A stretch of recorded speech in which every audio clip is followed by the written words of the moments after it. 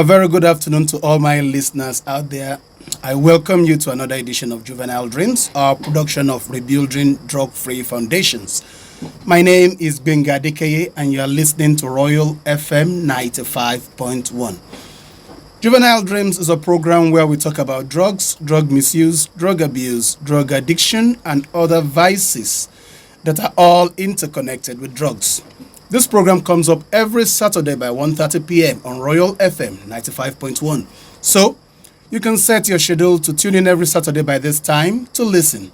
Now, if you have any questions or you need counseling or you need help dealing with a drug situation, either for you, a family member, or a friend, you can always call or send a WhatsApp message to 0816 598 8565. I take the number again, 0816 598 8565. People have been getting in touch. In fact, I was overwhelmed by the number of WhatsApp messages and the content of some of the messages. I said earlier, people are really going through a lot with regards to the issue of misuse of drugs and drug abuse. People really need help, and we are doing our best possible to attend to everyone as best as we could. I just want to ask that when you get in touch, please be patient because we attend to so many people, maybe around the same time. So don't be offended if you don't get immediate or prompt response. At times, we have to respond to some critical cases that we might pause responding to you. So please be patient and just know that we'll attend to you. So if you need counseling or you need to talk to someone on any issue that is related to drug misuse, drug abuse, or even addiction, please feel free to call or send a WhatsApp message to 0816 598 8565. I take the number again, 0816 598 8565. Thank you. Now, around 275 million people, that's a really large number, used drugs worldwide last year, while about 36 million people suffered from drug use disorders. That's according to the 2021 World Drug Report released by the United Nations Office on Drugs and Crime, that's UNODC. The report further noted that in the last 24 years, cannabis potency had increased by as much as 4 times in parts of the world, even as the percentage of adolescents who perceived the drug as harmful fell by as much as 40%, despite evidences that cannabis use is associated with a variety of health and other harms, especially among regular long-term users. Now, the executive director of UNODC, that's Gadawali, said low perception of drug use risks has been linked to higher rates of drug use, and the findings of UNODC's 2021 World Drug Report highlighted the need to close the gap between perception and reality to educate young people and safeguard public health. The theme of last year's International Day Against Drug Abuse and Illicit Trafficking is Share Facts on Drugs, Save Lives. That's emphasizing the importance of strengthening the evidence base and raising public awareness so that the international community, governments, civil societies, families, and youth can make informed decisions, better target efforts to treat and prevent drug use, and also tackle world challenges. Now, according to the report, the percentage of the main psychoactive component in cannabis has risen from around 16% to more than 11% in Europe between 2002 and 2019, and from around 4% to 16% in the United States between 1995 and 2019, while the percentage of adolescents that perceived cannabis as harmful declined by 40% in the United States and 25% in Europe. Now, what we are just trying to say here is that a lot of people don't see cannabis as being harmful any longer. That's marijuana. They don't see it as being harmful. So they are seeing it as something that is normal. So there are a lot of adolescents are prying into it, delving into it, venturing into the taking of cannabis. Now, moreover, most countries have reported a rise in the use of cannabis during the COVID-19 pandemic. In surveys of health professionals across 77 countries, 42% asserted that cannabis use had increased. A rise in the non-medical use of pharmaceutical drugs had also been observed to increase within the same period. In essence, we can say that the COVID-19 pandemic, especially the lockdown, caused an increase in drug abuse and drug misuse. At this junction, I would like to take a break for some commercials before we continue. Don't go away. I'll be right back. Thank you.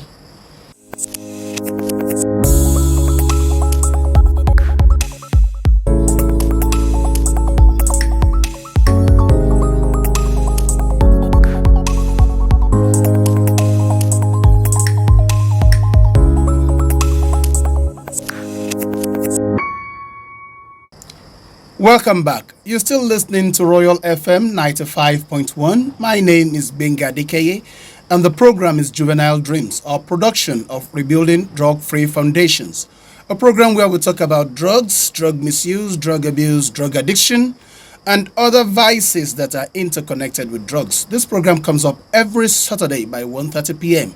on Royal FM 95.1. So, you can set your schedule to tune in every Saturday by this time to listen. Now, if you need counseling or you want to talk to someone on any issue that is related with drug misuse, drug abuse, or even addiction, please feel free to call or send a WhatsApp message to 0816 598 8565. This afternoon, I have some guests with me in the studio. I have Mr. Isaac James, a student of the Federal University of Technology, Mina. He's studying cybersecurity. Good afternoon. Good afternoon. You're welcome. And I'm Mr. Joel Adalumo, a growing entrepreneur and a graduate of the University of Ilorin. You're also welcome. Thank you very much, sir. Now, to today's discussion, living or coping with drug addicts. I think I'm going to start from Isaac.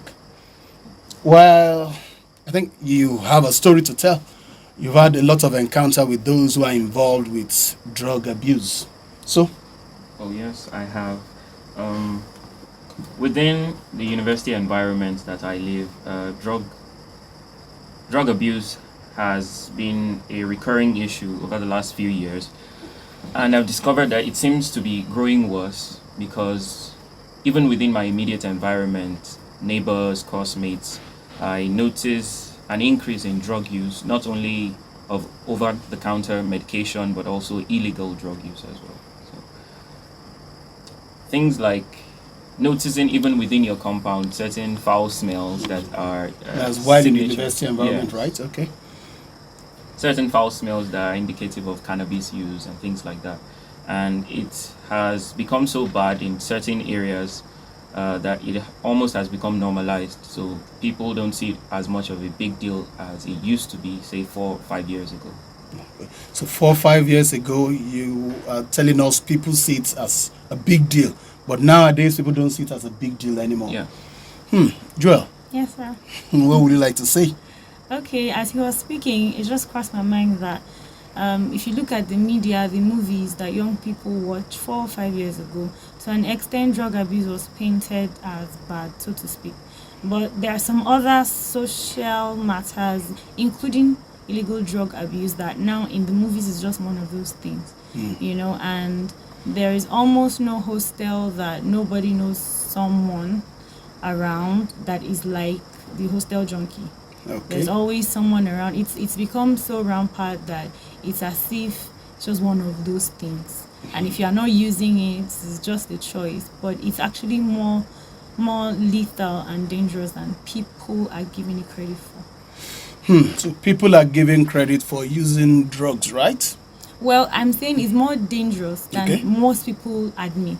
Okay, it's more dangerous than what most people admit. Now, Isaac, I believe you've lived with a junkie or somebody in that, something like that, right?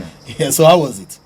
It was challenging, especially the fact that he was also, or he still is, also a very good friend, and it was obvious that he was struggling not only with academic work, but back at home, and other things just compounded and made it more of a problem for him than Just most wait. people. How close were you to him? We're pretty close. We still are pretty close. You are pretty close, and you are still pretty close. And you can say vividly that he was actually struggling with his academics and even with things at home. Yes. Now, the struggle, was it because of the drug use, or the struggle made him to go into using More drugs? like the latter. The struggle kind of compounded and then made him. Go I into wouldn't say drugs. made him, but more like nudged him towards the direction of drugs. As Okay, should I say, because he had fancy, issues at home or issues other in school. things, yeah. He now felt using drugs would make him Would take the feel edge. better. Wow. What about you, Joel?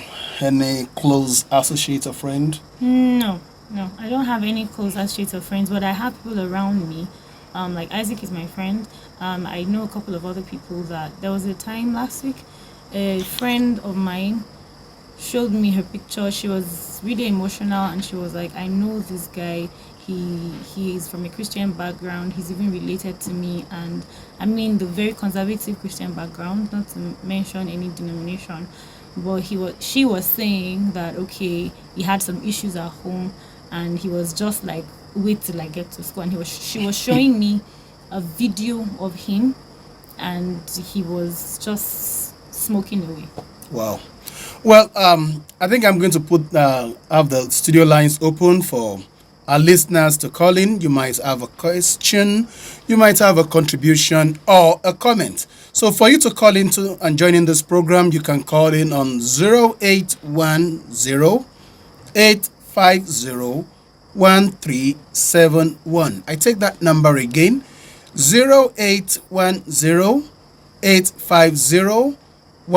0810-850-1371. Or you can also call 0816 598 8565. 0816 598 8565. So, Isaac, your friend, Yes. you're quite close. Yes. Have you been able to really talk sense to him? I have, but I really think he already knows how much of a problem it is. At some point, he was even talking about therapy and things like that. So I think he knows. He's gotten himself into a kind of problem. Right. And now he doesn't know. He's thinking of a way out. He wants to get out or something like that.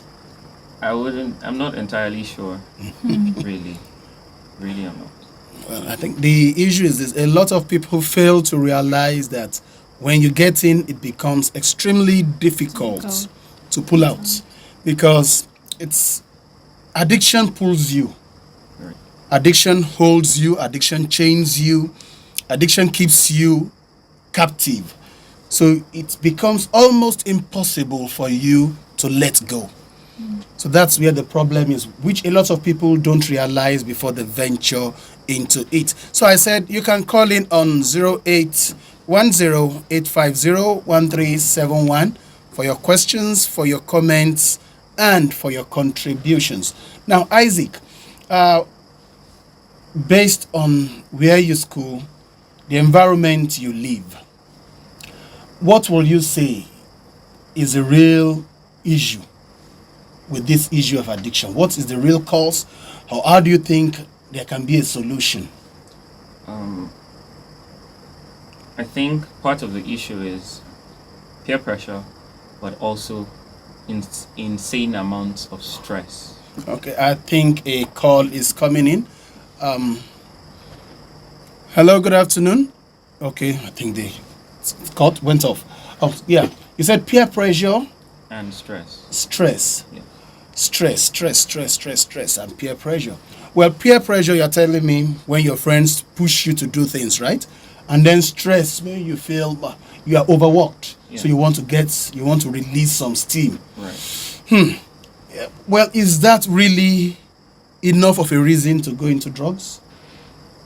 I'm just asking you a question from your own perspective now, I feel not like- from my perspective. Right. I feel like in recent times, especially with the way drug use and drug abuse is treated, I have begun to see, would I say, improvements on the stigma around people realizing they have a problem, and more of people seeing it as a medical condition and a psychological condition and treating it as such.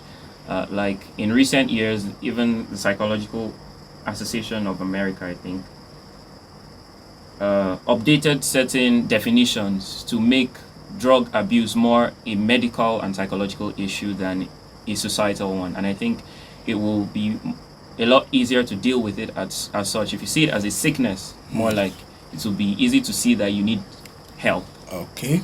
So I said we can call in on 0810 850-1371 for our comments, contributions, or whatever you want to say to what we are discussing this afternoon.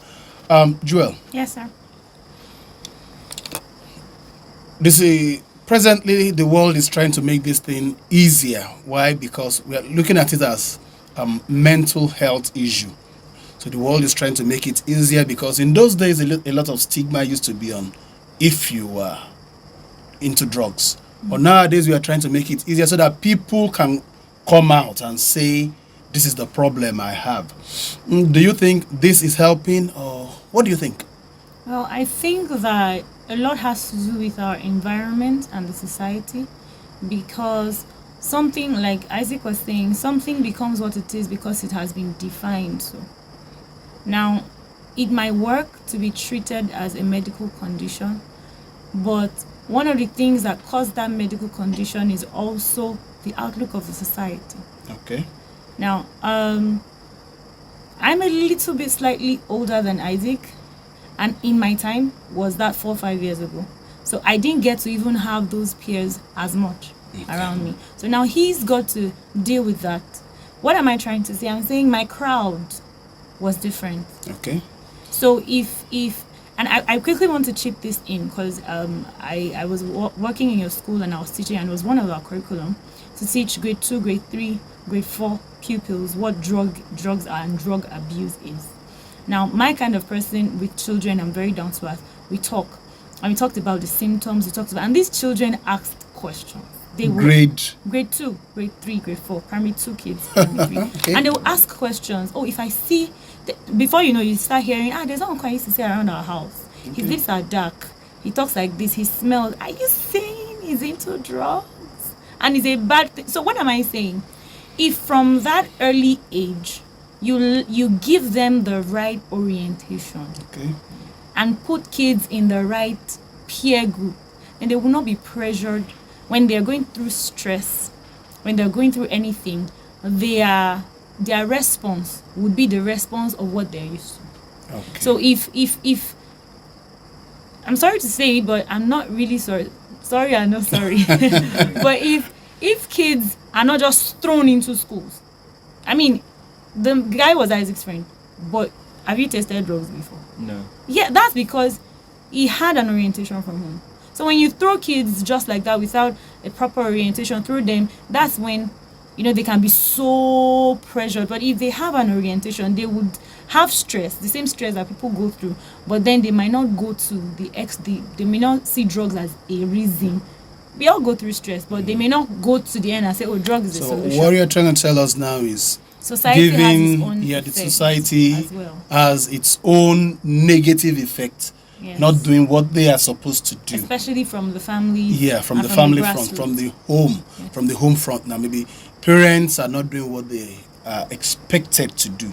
In our own days, parents are usually most of the times around. When they go to work, by the time you come back from school, at least your mom is at home, then your dad joins. But nowadays, a lot of kids don't even see their parents. And back in the day, probably they didn't let you have a room to yourself. So you probably don't have any secrets to hide. Okay, well nowadays we give a room to our own kids, right? And you have to knock before you have to knock before you enter. Wow. That's nice. Okay, well, I think our time is fast spent. We may have to begin to wrap up the program. If you have any questions or you need counseling, or you need help dealing with a drug situation, either for you, a family member, or a friend, I told you, you can always call or send a WhatsApp message to 0816 598 8565. I take the number again, 0816 598-8565. We are always available to talk to you and to help you out. You can also check our website to get more information. And just log on to www.rebuildingdrugfreefoundations.org. And we are working hard to make sure we also put in content and information that can help you on the website.